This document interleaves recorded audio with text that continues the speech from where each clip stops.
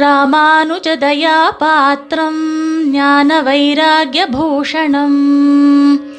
ஸ்ரீமத் வெங்கடநாதார்யம் வந்தே வேதாந்ததேசிகம். ஸ்ரீமதே ராமானுஜாய நமஹ. இன்றைய தேசிக ஸ்தோத்திர அனுபவத்திலே சுவாமி தேசிகனின் தேவப்பெருமாள் அனுபவத்தின் ஒரு திவலையை நாம் ரசிப்போம். சுவாமி தேசிகன் தேவப்பெருமாளை அணு அணுவாக அனுபவிச்சிருக்கார் என்று சொன்னால் அது மிகையாகாது. தேவப்பெருமாளுடைய திவ்யமங்கள விக்கிரகத்தை அனுபவிக்கிறார், திவ்யாத்மஸ்வரூபத்தை, அவர் கண்டருளுகின்ற உற்சவத்தை, அது மட்டுமல்ல தேவப்பெருமாள் எழுந்தருளுகின்ற வீதியினுடைய விசேஷத்தை, இப்படி எல்லா பிரகாரத்திலையும் தேவப்பெருமாளை சுவாமி தேசிகன் ரசித்து அனுபவிக்கிறார்.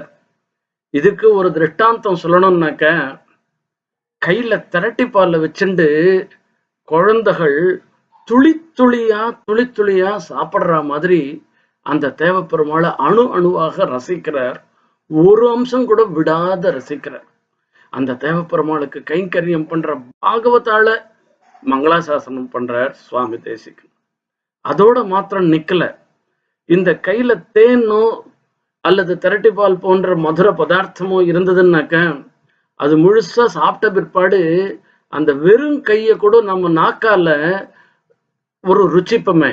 அந்த மாதிரி சுவாமி தேசிகன் காஞ்சிபுரத்துல எழுந்தருளி இல்லாட்டா கூட அந்த தேவப்பெருமாளுடைய அனுபவம் அப்படியே மனசுல ஓடிண்டு அந்த தேவப்பெருமாளையே நினைச்சுட்டு இருக்கேன்னு சொன்னோம்னாக்க அதுல எந்த விதமான அதிசயோக்தியும் கிடையாது. அப்படி சுவாமி அனுபவித்த வழியில நாம்பளும் தேவப்பெருமாளை அனுபவிக்கணும்னாக்க அதுக்கு வேண்டிய ஞானத்தையும் சாமர்த்தியத்தையும் சக்தியையும் சுவாமிதான் நமக்கு கொடுக்கணும். இன்றைய அனுபவத்தை பார்ப்போம்.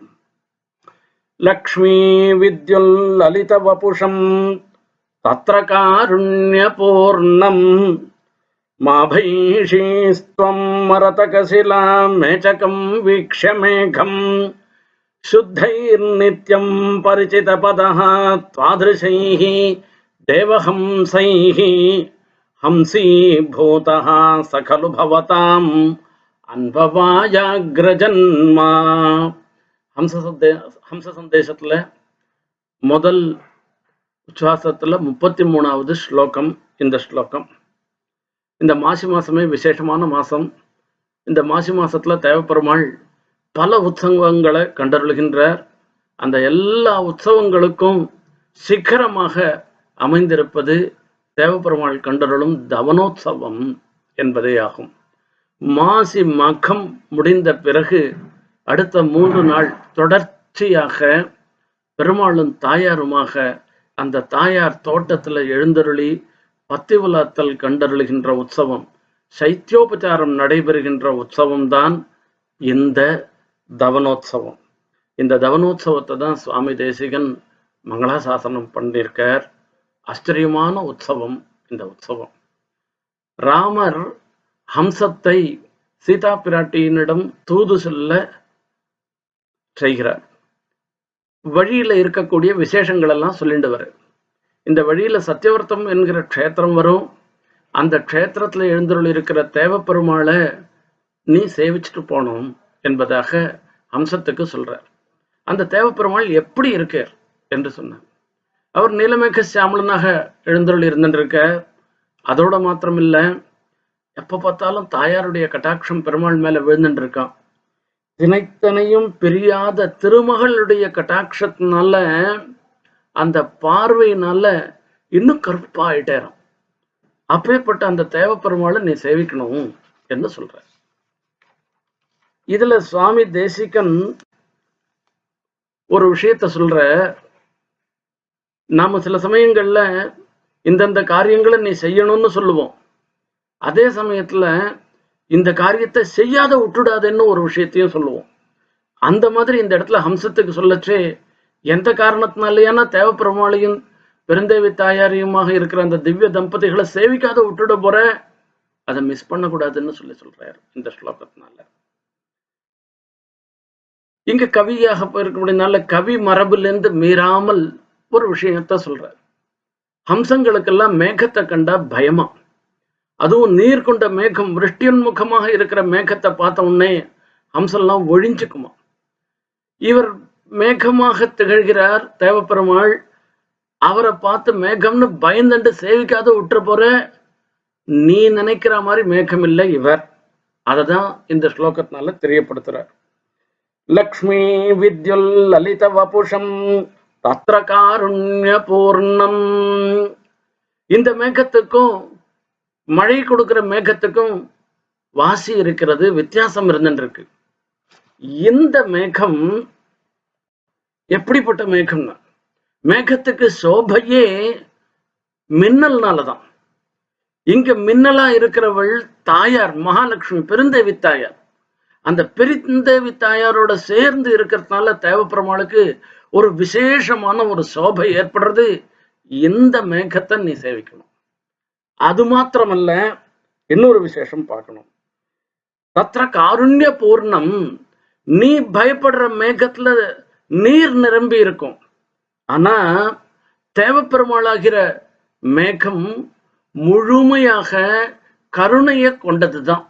அது முழுக்க முழுக்க காருண்யம் தான் இருக்குமே தவிர, கருணை தான் இருக்குமே தவிர, தேவப்பெருமாளுடைய தயதான் இருக்குமே தவிர வேற எதுவுமே இருக்காது. ஆகையாலதான் அவர் அருளாள பெருமாள், அருளாழி அம்மான், பேரருளாளன் என்றெல்லாம் கொண்டாடப்படுபவராக இருந்துருக்க.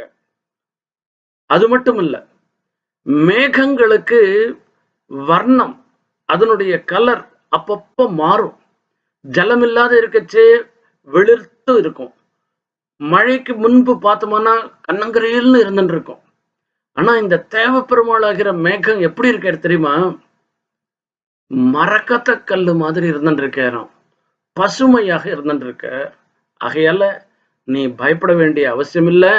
அந்த தேவப்பெருமாளும் பெருந்தேவி தாயாருமாக இருந்துட்டு இருக்கிற மின்னலையும் மேகத்தையும் நீ தவறாமல் சேவிக்கணும், மங்களாசாசனம் பண்ணணும் என்று கட்டளை இடுகிறார் ராமர். அடுத்த விஷயம் பார்க்கணும் இந்த இடத்துல. இதை காட்டிலும் நீ அந்த தேவப்பெருமாளை சேவிக்கிறதுக்கு ஒரு பெரிய விசேஷம் இருந்துட்டு இருக்கு. இவர் யாருன்னு நினைச்சுட்டு இருக்க? ஹம்சி பூதா சகலு பவதாம் அன்பவாயாக்ரஜன்மா. அவர் ஹம்சாவதாரம் எடுத்து உங்க குலத்திற்கே முதன்மையானவராக கொண்டாடப்பட்டவர். அவரிடத்துல போய் நீ பயப்படலாமா? தேவையே இல்லை. சரி, நீ ஒத்தர் மாத்திரம்தான், ஒரே ஒரு ஹம்சம்தான் அந்த தேவப்பெருமாளை மங்களாசாசனம் பண்றது, அவருக்கு கைங்கரியம் பண்ணணும்னு நான் நியமிக்கிறேன்னு நீ நினைக்காத. சுத்தைஹி நித்யம் பரிசித பதா பாதிருஷைஹி தேவஹம்சைஹி. அந்த தேவப்பெருமாளுடைய திருவடி எப்பேற்பட்ட திருவடி தெரியுமா? ஒன்ன மாதிரி இருந்துட்டு இருக்கிற பரிசுத்தமான தேவ ஹம்சங்களாலே கைங்கரியம் செய்யப்பட்ட திருவடி அந்த திருவடி. என்ன அப்படி இருக்குன்னா, வெள்ளவெளியல்னு நீ இருந்துட்டு இருக்க, இந்த ஹம்சத்தை பார்த்து சொல்ற. அதே மாதிரி தேவ ஹம்சங்களும் வெள்ளவெளியல்னு இருந்துட்டு இருக்கலாம். அந்த ஹம்சங்கள்ல இன்னொரு விசேஷம், நீ எப்படி பரிசுத்தமாக இருந்துட்டு இருக்கியோ அதே மாதிரி தேவ ஹம்சங்களும் பரிசுத்தமாக இருக்கின்றார். அந்த தேவ ஹம்சங்களாலே தொழப்பட்ட பெருமாள். அந்த தேவ ஹம்சங்கள்லாம் அந்த தேவப்பெருமாளுக்கு, தேவப்பெருமாள் திருவடிக்கு கைங்கரியம் பண்ணவர்கள் என்று சொல்றார். அந்த தேவ ஹம்ச சப்தத்தினால யார சொல்றார் சுவாமி என்று கேட்டால், தேவஸ்டாசோ ஹம்சஹா என்று விற்பத்தி பண்ணிண்டு, தேவ சப்தத்தினால பூசுராள்னு சொல்லக்கூடிய பரமைகாந்தி சார்வபௌமர்கள், வேதாத்தியனம் பண்ணவர்கள், பிரம்மவித்துக்கள், கிரகஸ்தாசிரமத்திலேயே இருந்துண்டு தேவப்பெருமாளுக்கு அனவரதம் தொண்டு புரிபவர்கள், அவர்களை தான் தேவ சப்தத்தினால சொல்றார். மகான்களாலே, அப்பேற்பட்ட மகான்களாலே தொழப்பட்டவர் அந்த தேவப்பெருமாள். அந்த மகான்களுடைய கைங்கரியத்தை ஏற்றுக்கொண்டவர் அந்த தேவப்பெருமாள். ஹம்ச சப்தத்தினால பரமஹம்சாள் என்று கொண்டாடப்படுகின்ற சந்நியாசாசிரமத்துல எழுந்தருளி இருக்கிற மகான்களை சொல்ற. எத்தனை மகான்கள் சந்நியாசாசிரமத்தை ஸ்வீகரித்து கொண்டு அந்த தேவப்பெருமாளுடைய வடிவழகிலையும் கல்யாண குணங்களிலையும் ஈடுபட்டு சதா தேவப்பெருமாளையே நினைத்து கொண்டு கண்ல ஜலத்தோட அனுபவிச்சிருக்கா தெரியுமா? அவளால பரிச்சரிய பண்ணப்பட்ட பெருமாள் அந்த தேவப்பெருமாள்.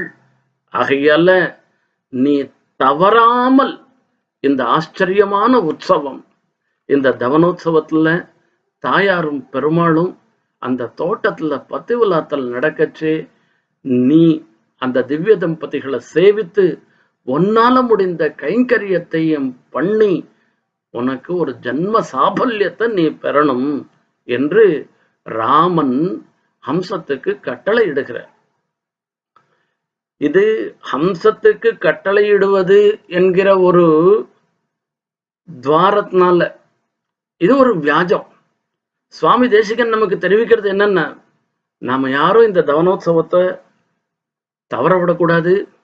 இந்த தவனோத்சவத்துல அந்த திவ்ய தம்பதிகளை சேவிச்சு அந்த திவ்ய தம்பதிகளுடைய அனுகிரகத்துக்கு பாத்திரமாகணும் என்றுதான் நமக்கு தெரிவிக்கிறார் சுவாமி.